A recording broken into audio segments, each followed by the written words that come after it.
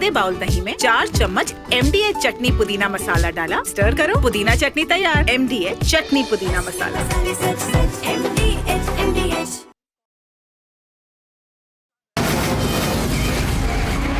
From the Republic Media Network headquarters, it's time for Arnab Goswami on the debate.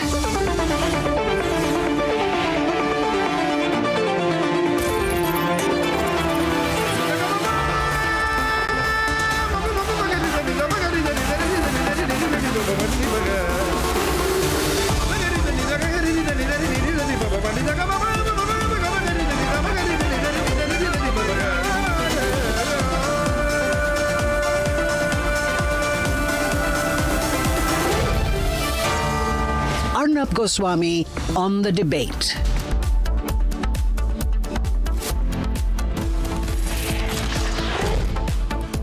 "206 days into the presidency of Donald Trump, the world now waits for the most anticipated summit meeting between US President Donald Trump and Russian President Vladimir Putin. This is importantly the first meeting that has been held between the two sides since the Ukraine-Russia war broke out.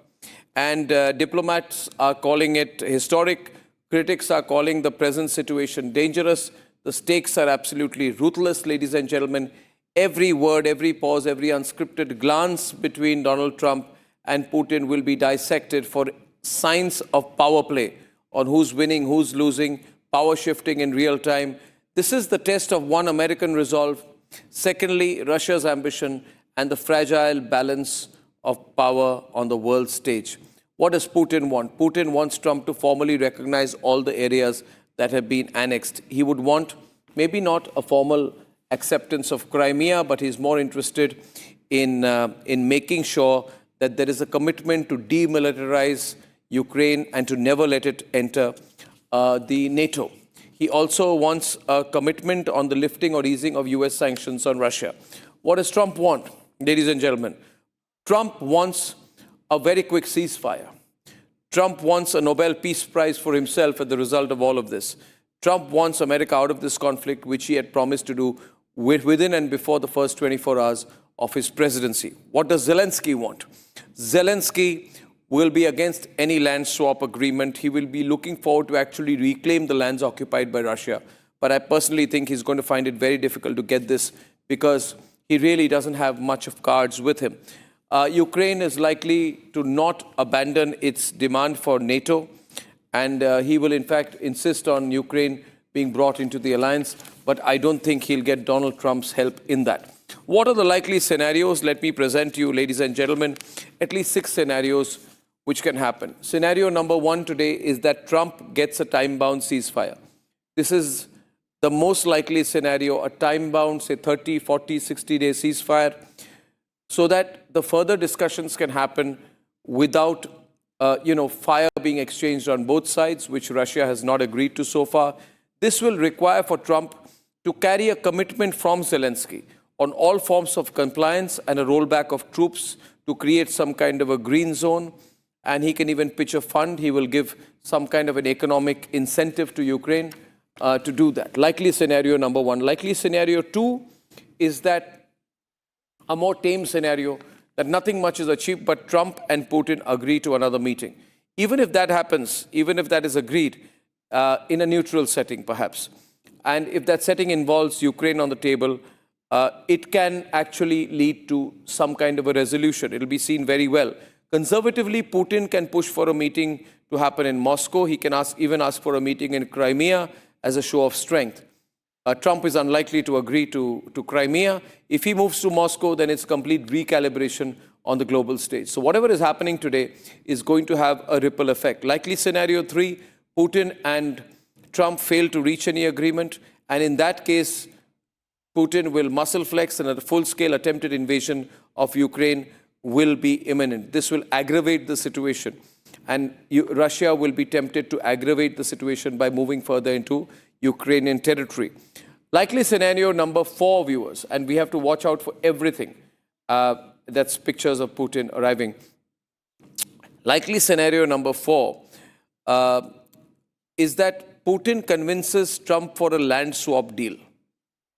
This is going to be what Putin wants. But Can there be an in-principle agreement on land swap in the meeting here? I'm not sure about it. It's really highly unlikely, in my view, that a land swap deal materializes in the first meeting because it requires a lot of detail, and Europe and Ukraine will have to be involved in that. So it's unlikely. Likely scenario number 5, Trump agrees to no NATO membership for Ukraine.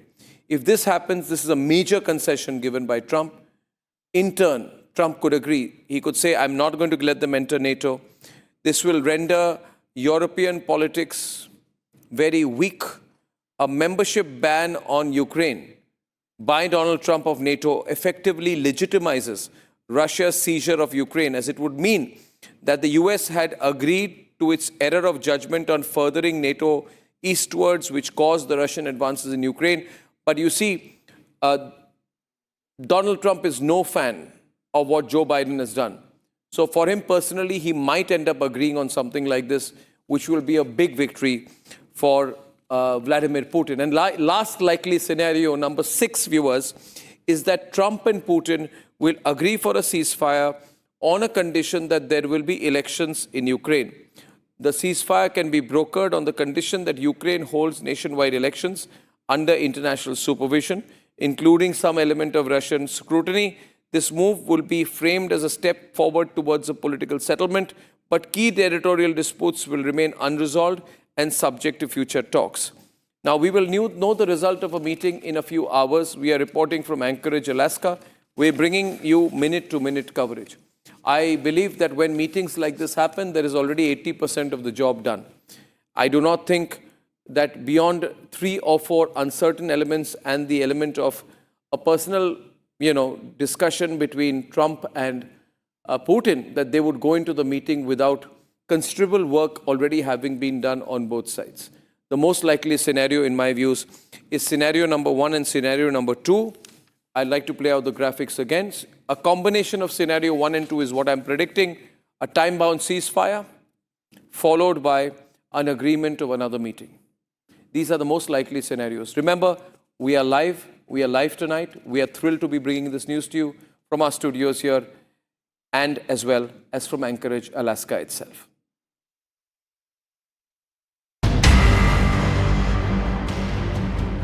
In just a few hours, US President Donald Trump and Russian President Vladimir Putin will sit across a table at the Joint Base Elmendorf-Richardson in Anchorage, Alaska. While Ukraine will not have a seat at the table, it will be the top agenda item for discussion. The fate of a war that has been ongoing for 3 years, between a noble ambition and an expansionist dream. We're going to have a meeting with Vladimir Putin, and at the end of that meeting, probably in the first 2 minutes, I'll know exactly whether or not a deal can be made. How will you know that? Because that's what I do. I make deals. While Trump has been nervous about the meeting, already promising severe consequences for Putin if things go downhill. Yes, they will. Yeah. What will the consequences There will be be? consequences. Sanctions, tariffs? There will be, I don't have to say, there will be very severe consequences. The Russian response to Trump's chest thumping is colder than the winds of Alaska. Мы знаем, что у нас есть аргументы, у нас есть позиция понятная, четкая. Мы будем ее излагать. Здесь уже немало сделано в ходе визитов Стивена Уиткофа. Президент об этом сказал. И Уиткоф выступал от имени президента Трампа. Надеюсь, что мы сегодня, завтра продолжим этот очень полезный разговор. Meanwhile, Zelenskyy, who isn't even at the table, has been trying his best to influence the talks since his visit to Berlin 2 days ago. Звісно, ми обговорили сьогодні ситуацію на полі бою. Я сказав президенту Сполучених Штатів Америки і всім нашим європейським колегам: Путін блефує. Він старається натиснути перед зустрічю на Алясці, на всіх напрямках українського фронту. Росія намагається зобразити, що спроможна окупувати всю Україну. Безумовно, це їх бажання. Expectations are the highest on the American side, with hopes of a breakthrough in peace talks to broker a deal with Ukraine and provide an off-ramp for the US involvement in the Russian war. In return, Trump aspires for the only arrow he owns, a trade deal. Meanwhile, the Ukrainians have high hopes, riding for a ceasefire and withdrawal of Russian troops, with expectations of more security guarantees and a NATO membership. But most importantly, no recognition of Russian-occupied Ukrainian territory by the US. Russia, on the other hand, has no pressure. It demands largely remain unchanged. No change of land control, no NATO membership for Ukraine, and recognition of Donbas as Russian territory. Now the countdown begins. As the world watches with bated breath, who will emerge victorious in the Alaska summit? Will Trump triumph? Will Putin prevail? And what happens to Ukraine?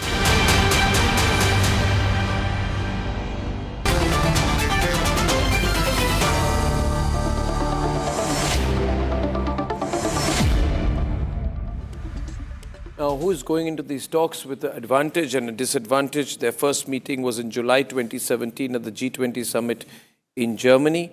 Now, this was just months after Trump entered the White House. Putin has had at that point of time more political experience under his belt. This is going to be perhaps the most important meeting of this century so far, right? Ambassador Deepak Vora, Tatiana Kukureva is joining us from Moscow, and Dr. Lauren Dagas-Amos, who is from the Security Studies program at Bar-Ilan University in Israel. Pastor Mark Burns, spiritual advisor to President Trump, understands his mind. Adel Nazarian, geopolitical strategist. Alexander Shajan, Republican political strategist. Thank you very much. Ambassador Vora, we presented certain scenarios out here. What is the most likely scenario in your view? Thank you very much, sir. Always a pleasure to be on your channel. And I'm looking at these wonderful people who are also going to be putting across their viewpoints. Their knowledge is much greater than mine. I begin by wishing 140 crore, 1.4 billion Indians a very happy Independence Day. It's our Independence Day today, and I certainly hope that there'll be some result in Alaska. Now, there are two things very quickly. I'll tell you, you want to know which one of the scenarios is likely to succeed. I believe it'll be a little bit of this, a little bit of Monica in my life, a little bit of this in my life, little from here, and they'll come up with some kind of a dish. So, the State Department, professional diplomats like me, do not seem to be involved in making American foreign policy. It's a golf partner of the president, whatever, however he trusts him, it doesn't matter to me. But he has created certain interests, he has created certain events, which I find unusual as a diplomat.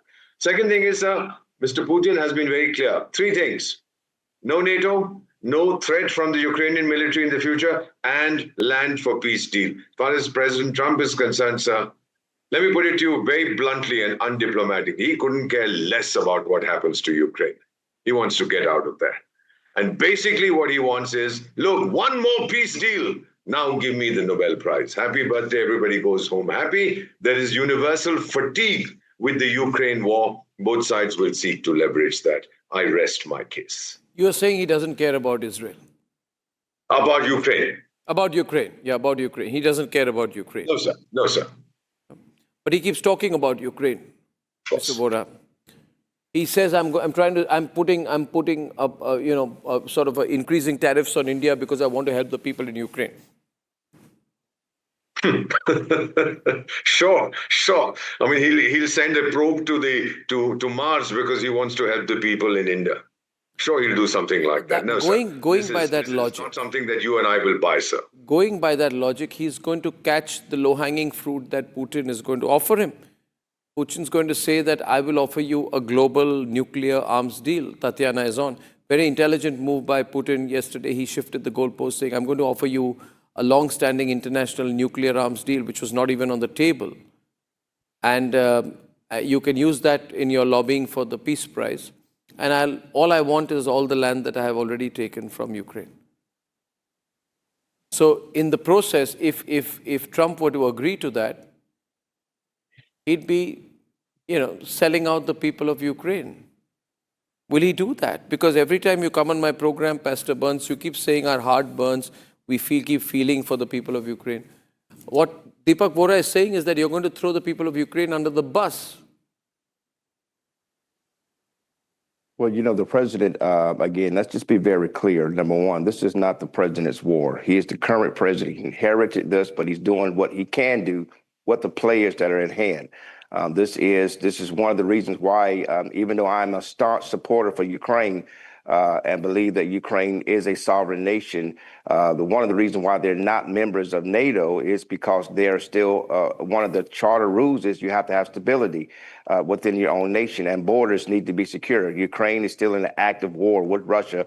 Russia's in an active war with Ukraine over border disputes. So again, the president is not the kingmaker. He simply is made it very clear if Vladimir Putin does not stop the killing, then there's going to be severe punishment that is going to happen, and which is the crippling of the Russian economy. And the president has been trying his best to not take it to that level. But in the end, this is still a conflict between two sovereign nations. And that if the goal is to not pull NATO, which will be issued by Article 5, into a major conflict. But the president already said there's going to be possible land swap, meaning that Ukraine is going to gain territory, Russia is going to gain territory, Ukraine's going to lose territory, Russia is going to lose territory. But obviously, you got to ask yourself, what about the innocent Ukrainian people that are in these territories? And so a lot is left up in the air. But in the end, the president is a deal maker, and he is not going to Alaska to play Putin's games. And contrary to where the media tries to play it out to be, I've spoken to the president many times on this particular matter. The president is not soft on Vladimir Putin. He's very strategic. And so the Russians try to play a strategic game, but the president is there to do one thing and one thing only, and that is to get a deal done. And if Vladimir Putin is coming to try to play games, the president will arm Ukraine to the teeth, even greater, which I've been asking for many months, and security measures in place to make sure that Russia will lose even more. So this is the time for Vladimir Putin to take this serious, get a deal done, and let's have peace, because that's the first and foremost goal here, is that the killing stop, the babies stop getting killed, the bombing stop. I'm not clear if you're clear. No, he's not, unfortunately. I don't think you're clear. Tatiana, I'm sorry, ask that question again. I'm just saying I'm not clear if you're clear about what you're saying. You see, you do not want to acknowledge that it is actually Donald Trump who's on a tight deadline, because on 4th of March, he said, I will finish this in a day. It was Donald Trump who wanted this meeting. It was Donald Trump who has caved in the past to Putin's pressure when the two leaders met in Helsinki. It was a disaster for Trump. You're on this banter, and you have the Trump syndrome that a lot of people have. You're on the Trump syndrome. You keep trying to make this to be like this is Trump's fault. This is not Trump's fault. This is Vladimir Putin and attacking Ukraine's fault, right? The issue is not for Donald Trump to be the kingmaker. We are the United States of America. We are a nation within our own self, with our own problems, with our own issues. The president wants the killings to stop, all right? The killings to stop. Now, if Vladimir Putin don't stop the killings, the president has been walking, and it's politically astute for him to do this, but he's been walking as a mouse when in reality we are an elephant, because he's trying to strategically make it to where no more damage gets done. But right now, this is the end. Vladimir Putin has no more games to play. The president has lost all patience, and he's made it very clear. And I'm speaking firsthand. No, you see, I'll get Tatiana. I'll get Tatiana to respond. The reality of it is, this is the end for Vladimir Putin, and this is the end for Russia. If they don't come to the table, then this is going to be the beginning of the end. If they don't come to the table, if they don't come to the table, and you keep saying that we are going to punish Putin, how? Putin got a summit meeting with Trump without a single concession on his part, without a single moment of pause in the war with Ukraine. In fact, the Russian Defense Forces put out a press release on more intensive attacks on Ukraine this morning. Trump could have put another condition of ceasefire on the front line, but he has set no price for the summit. So, Tatiana, Ukraine. Pardon me? So did Ukraine. Ukraine sent a massive drone attack on Russian soil. So this is not good for nobody. Russia attacked, Ukraine attacks. President Trump's Ukraine goal is not is to bring Ukraine peace. is your proxy. Ukraine is your proxy. No, the innocent people who are dying on my proxy. My proxy are the innocent. I speak for the innocent dying people.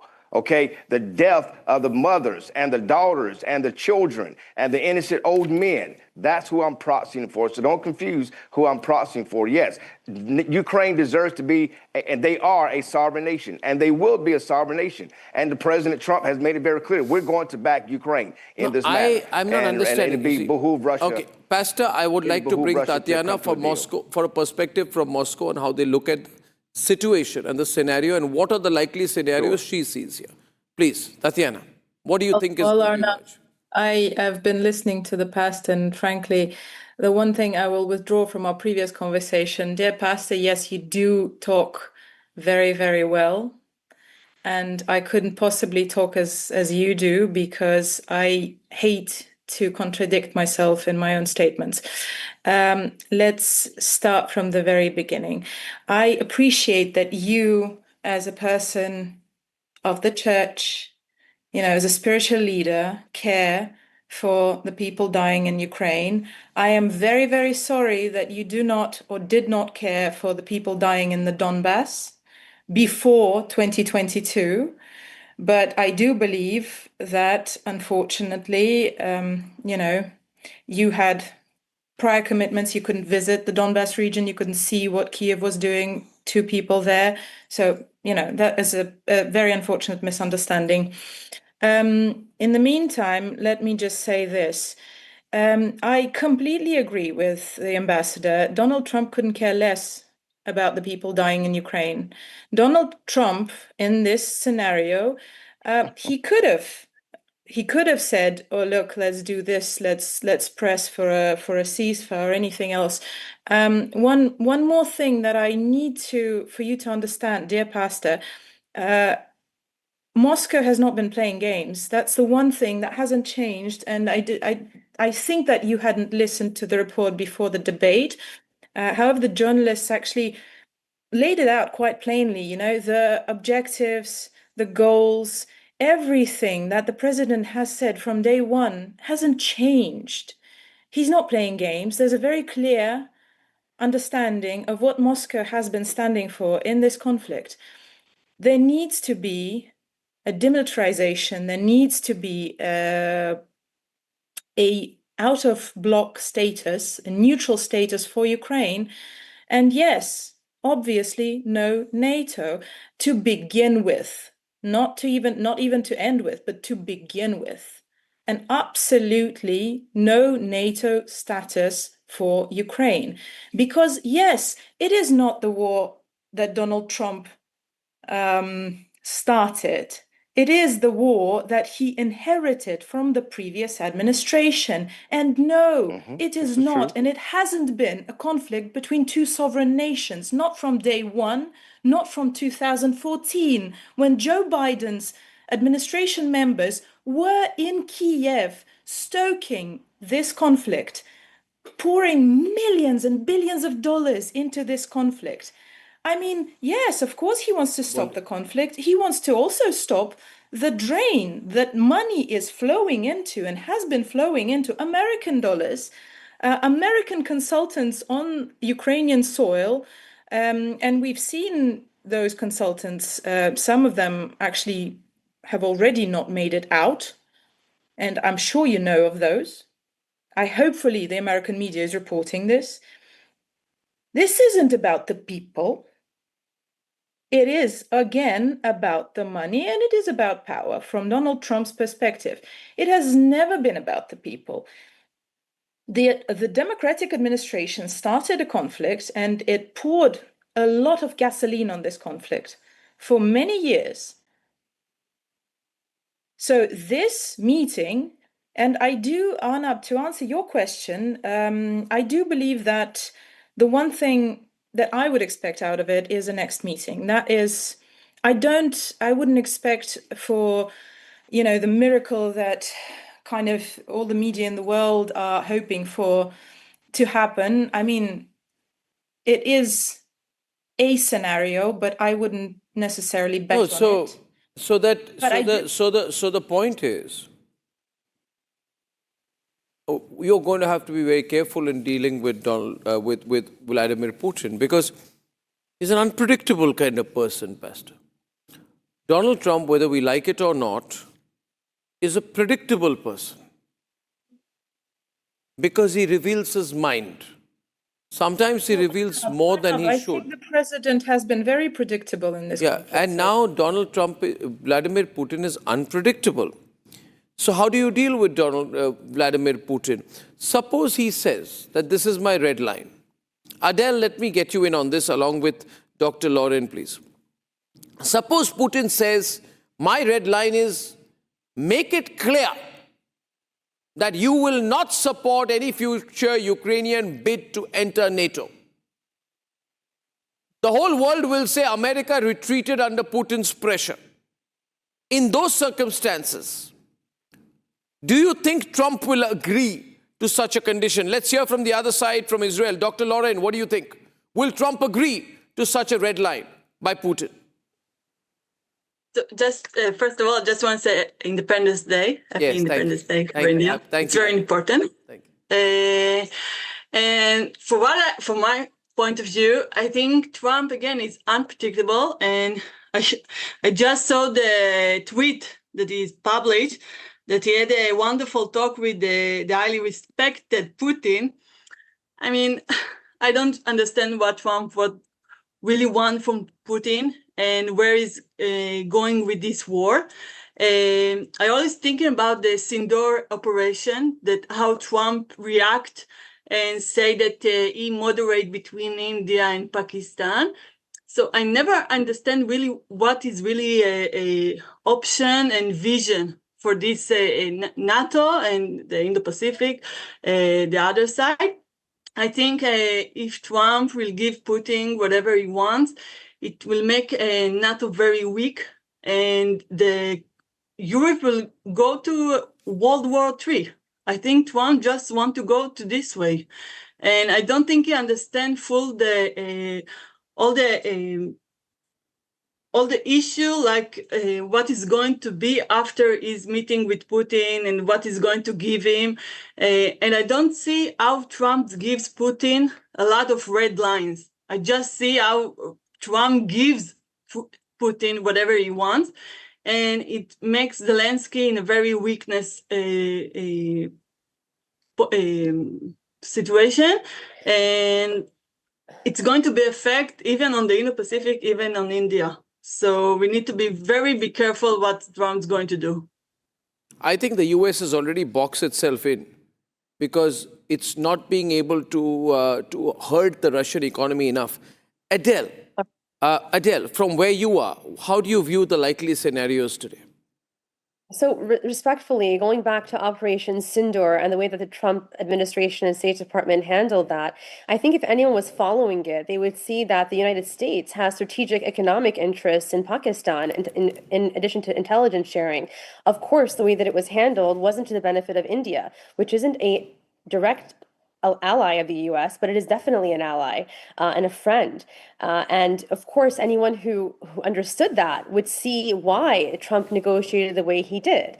The U.S. has strategic interests in Pakistan.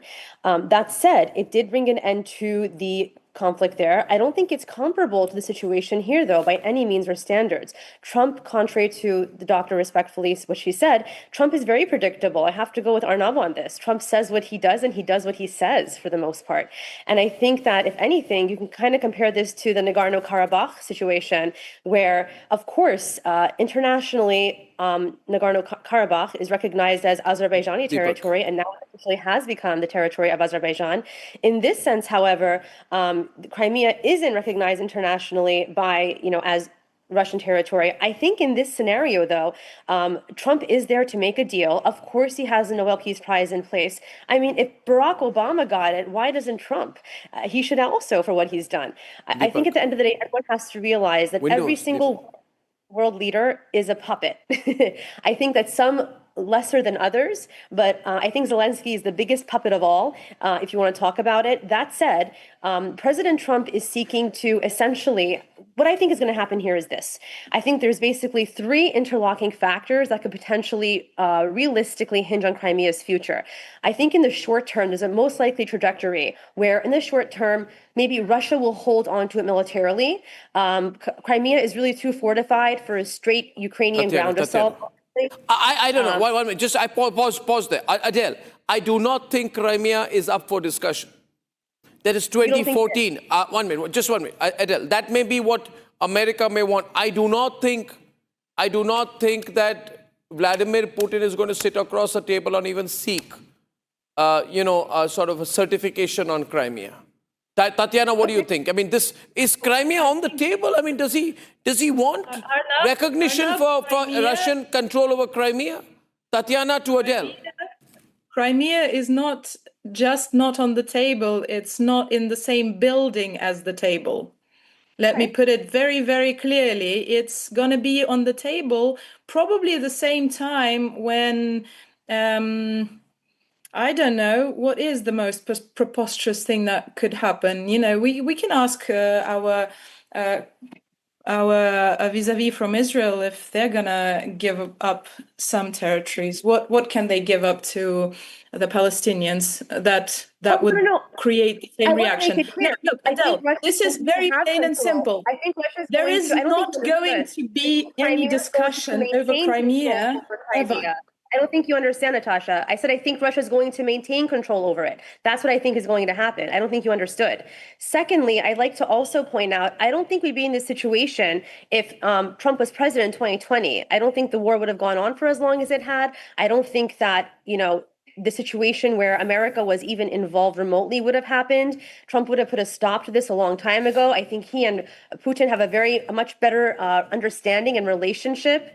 So I think there was a misunderstanding there. I never said that it was up for. I don't think it's going to be revert back. That's what I'm trying to say. I think what's done is done, and I think that if the U.S. hadn't been involved or fomented this the way that it had, I don't think that, to be honest with you, we'd be having this conversation right now because.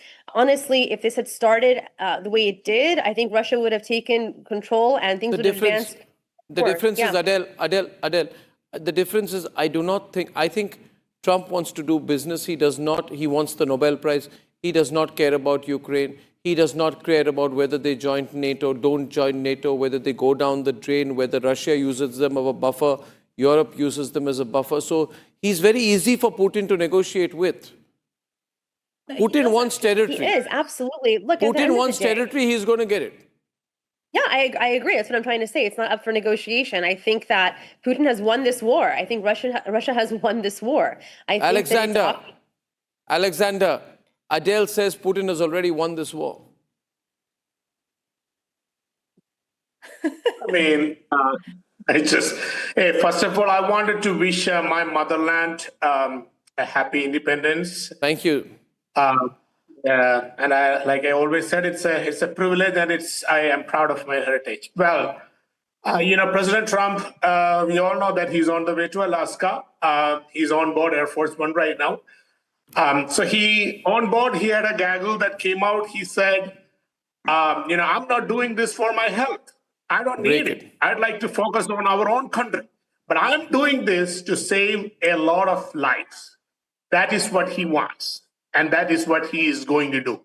Whether Putin thinks that he won or Zelenskyy thinks he won, I don't know about that. They could think whatever they want. But they should realize that everybody on the show, for Ukraine, whoever, for Russia, we all should agree that the blood and wealth that both Ukraine and Russia have been spending in this war would be better spent on the needs of their own people. So on that aspect, on the US... Yeah, but Alexander, you're going to have to satisfy Russia. You're going to have to satisfy a very hungry Russia. Or it wants a guarantee from America. It wants a guarantee from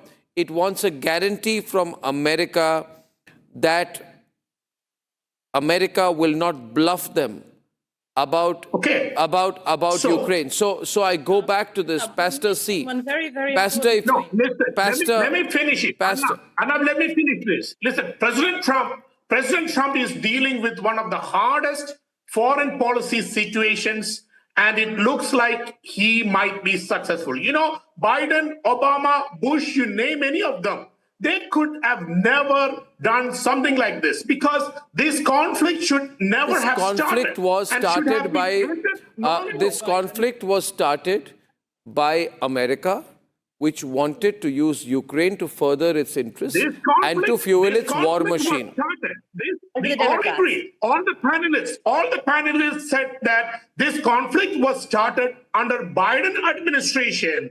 And if President Trump was in the office, this would not have never happened. Or if it happened for any chance, it would have ended long time ago. There is no doubt about it. And the negotiations started a long time ago, immediately after the inauguration. You always said See, I'll that tell you one thing. March I'll tell you one thing. Whether you agree or not, I'll tell you something.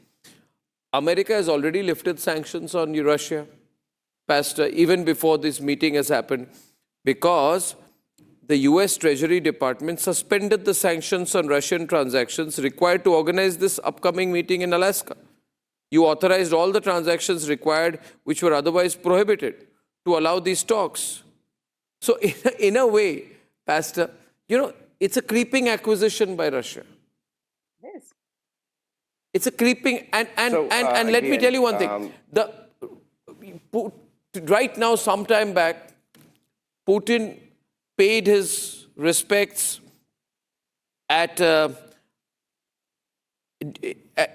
memorial which symbolized cooperation between the USSR and the US during World War II. Yeah. He made a rare appearance at a monument honoring US cooperation during World War II. So Putin is doing all the right things in terms of theatrics, atmospherics, setting the stage. But the hard bargaining when it happens in the room is not theatrics. He's going to walk away, I think, Pastor, with the land he wants. What do you think, Deepak? This is getting very interesting, Deepak, for a very interestingly poised. You're spot on, sir, and you've said it. I couldn't put it better than my colleague from Russia has said. He's won the game already, sir. Everything has been agreed. It's just the documents that have to be signed and many more debates on television about who won and who did what. But the game is over as far as I'm concerned. As far as I see it, Vladimir Putin, who's a former KGB spy master, whatever you say about him, he has won. He's won hands down. And the other gentleman who is going to be sitting opposite gets what he wants. And what does he want? Get out of Ukraine. I don't want to waste any more money on these guys. And I want that wretched Nobel Prize. So happy birthday, everybody. So ceasefire on Russia's terms? Absolutely, sir. Absolutely. Status quo, as is, where is basic. I've seen this. I'm 52 years in diplomacy. I'm 74 years young. I've seen this time and again, that it happens, everybody makes a lot of noise, and then suddenly it says, all right, guys, status quo, let's now separate, go back home, have coffee, and then I love you guys. You know, and he puts the onus after that on Trump to complete the transaction that he wants. That's right, sir. That's right. Absolutely. This is called gaslighting, and he's a master. Trump goes back to negotiate with Zelensky, saying, listen, Putin wants this, you better give it to him. No. Zelensky doesn't matter. That did not happen in the past. Did that happen in the past? And the next meeting, tell me one thing. In the next meeting, Zelensky is ornamental. He will be brought in and Trump will bully Zelensky even more. Only he will do it in Putin's presence for Putin. No. It's not one-sided. This is not Vladimir Putin calling all the shots. This is Trump and Putin negotiating without Zelensky having a seat at the table.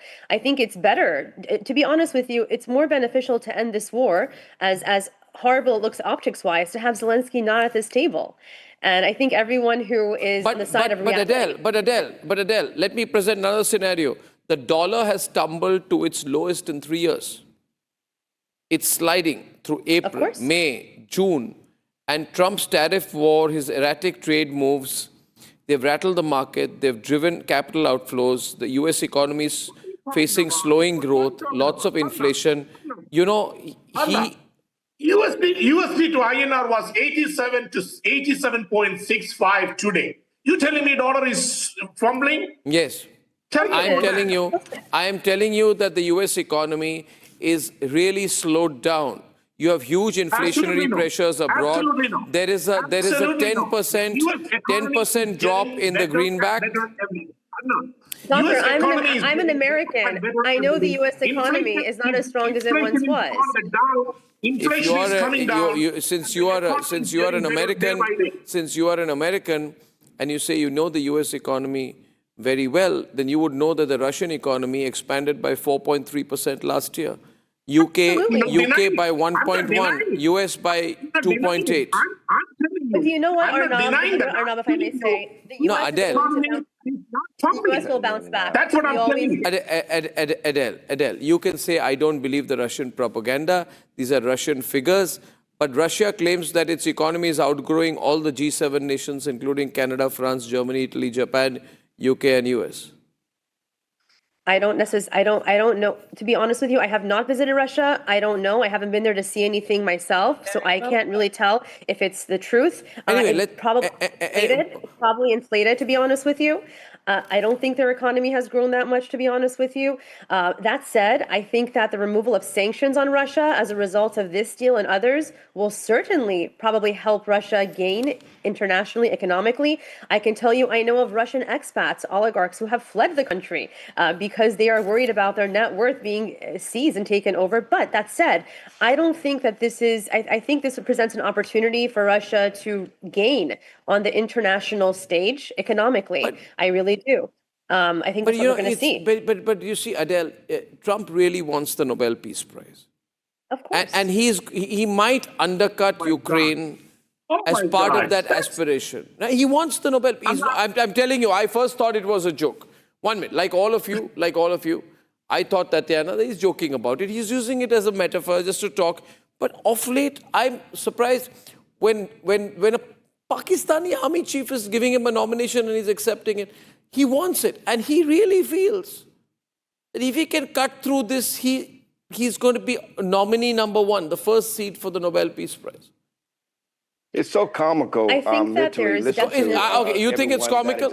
You think his wanting the Nobel Peace Prize is comical? For me to listen to all of these commentators talk. Pastor, I thought it was comical, but it's actually serious. I'm the only person on the show that has real conversations with the president. Okay, you're the only one on the show who has real conversations with Trump, that knows this man perfectly. And everybody that's talking, you're talking out of assumptions, you're guessing, you're looking at news bits, you're looking at news reels, and you're coming up with your own conclusions, and it's laughable, right? The president is not predictable that you say he is. And I'm an American too, and our economy is doing better right now. Obviously, we knew we was going to go into a little downside because of these tariffs. But again, President Trump is playing the long game, not the short game, like Obama and Biden.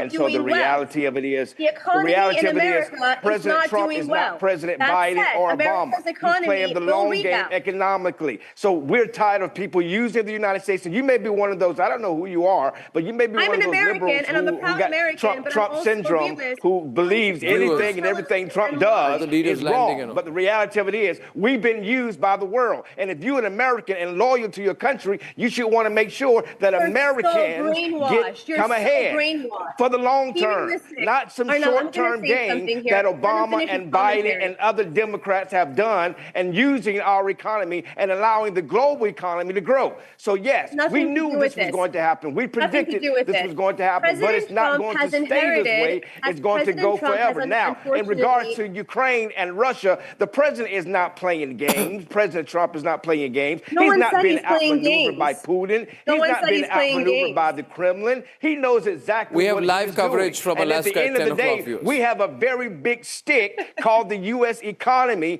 and we have a very big stick that the president will use if Putin talking about does size not of come land. to play games. The president made it very clear. I'll know Putin within the first 2 minutes if a deal is going to be made. If he's coming to play games, then I'm going to change. I'm going to shift gears. At the end of the day, the killing is going to stop. Peace is going to happen, we can and it's agree. all going to happen A Russian under Trump. and American can actually if Donald agree, Trump was and president me and Adele the American people or the Democrats didn't steal the election, this would have never happened because they know that Donald Trump is not predictable. He does what he says he's going to do, Can you but guys you never remove the know pastor exactly what he's respectfully? going He to won't do. stop talking. He's very annoying. I'd like to promote the fact that from 10 Well, listen, o'clock you're onwards, annoying we have too. live You sound like coverage a from Karen Alaska. with an annoying voice who just talks and have no resolutions. You may be one of those retards who are in Washington, D.C., who, like the guy who works for the DOJ, who hit the cops with the Subway sandwich and takes off running. That's okay. I need to you make may support something clear that. here You may be for the okay audience with and the ICE viewers. not arresting illegals who are killing people who are here in our nation illegally, and ICE is doing their job, getting them back to the country. Adele, can I say something to him, please? Adele, just wait, pull back for a minute, Adele. I know how to control the pastor better than anyone else. Pastor, listen to me. Pastor, listen to me. Pastor, listen to me. Now, of all the people in the room, I'm the only one who has personal experience of dealing with Pastor Mark Burns. Pastor, listen. Pastor, listen. We feel bad for you.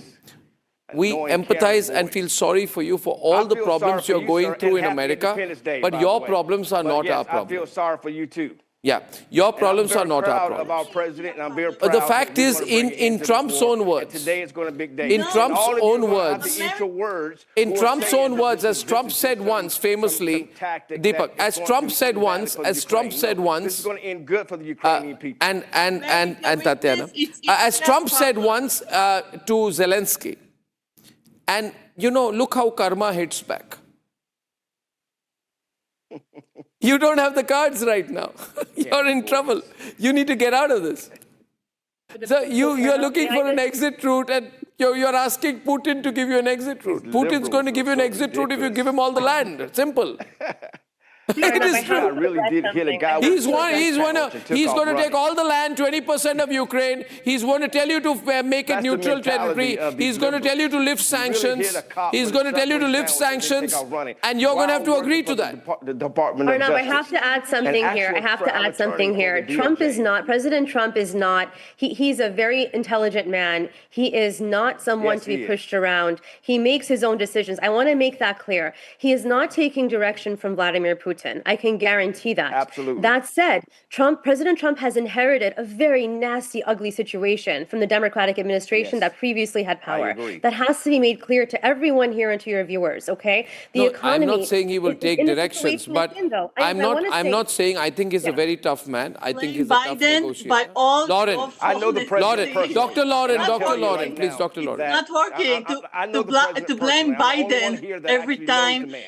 Something is not working for you. State Department in Biden, absolutely I do, and I will continue to. May the government recover from his about what you think the well. president is thinking. 1 minute. May I get Tatiana back into the debate? Dr. Lauren, look, I am here in Moscow, which I would very gladly invite Adele to. It's a beautiful city, and you'll actually understand more about Russian economy once you've visited.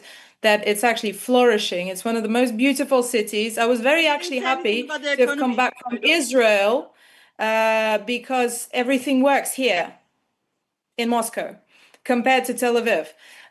So let me just tell you this. In Tel Aviv, it's working You're very seeing well. a Russian person and an American person actually agreeing, and yet you're saying, look, let's not blame Joe Biden. Well, let's maybe hold you cannot blame him every time something wrong happened in the United States. It's not working. This is not about the United States. This is about Hunter Biden washing money off in Ukraine. I mean, Jesus, I'm still suffering from everything pertaining to Joe Biden and his family. As a journalist, I had to suffer through the contents of his laptop, and it traumatized me for life.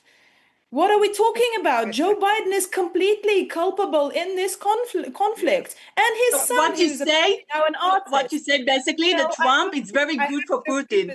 Okay. And we're completely missing a very important point. There's a lot of business to be made in these talks. which is what I've been telling you from the very beginning. It is not about the Ukrainian people. It is not about Ukraine. This is about business. I don't believe you've seen this, but there's just, the leader of the Russian Direct Investment Fund, who's also traveling to Alaska. He's also in the negotiations. He's just said it, the dialogue between Russia and the US is aimed at reestablishing bilateral connections, bilateral relationships. There's a lot of money to be made in these relationships. There's a lot to be made to mend the global economy.